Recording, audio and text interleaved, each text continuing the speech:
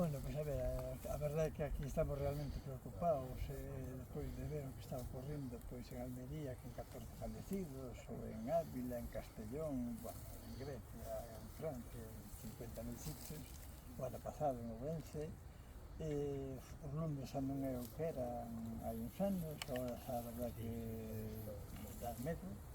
E, bueno, a raíz desto de Almería, pois a nós nos preocupa realmente o que temos aquí en Vigo. En Vigo, dende Zallans hasta Teis, temos miles de vivendas en risco, en este risco, pabellóns, institutos, colegios, polígonos industriais, empresas, que temos a mitad.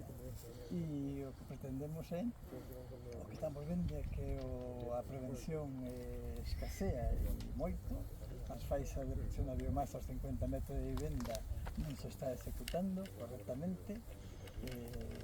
volvo a repetir, miles de vivendas en peligro, e temos que hacer algo. E a raíz desto, o que se detecta tamén é que as vivendas están en risco, e aquí pretendemos ou queremos que basicamente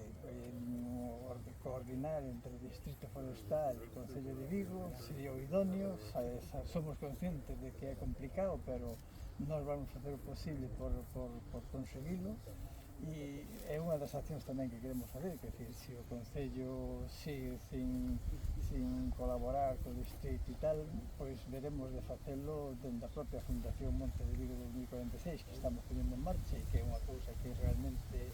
vemos que a ciudadanía está realmente preocupada, os deberes nos están facendo, e algo que remedialmente hai que facer.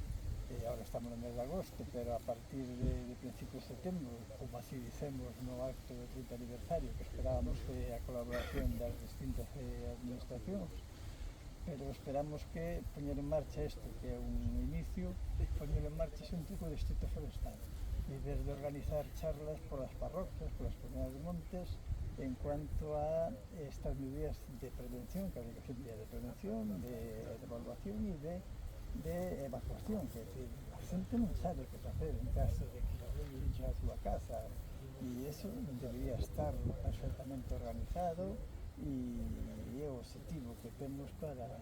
poner en marcha.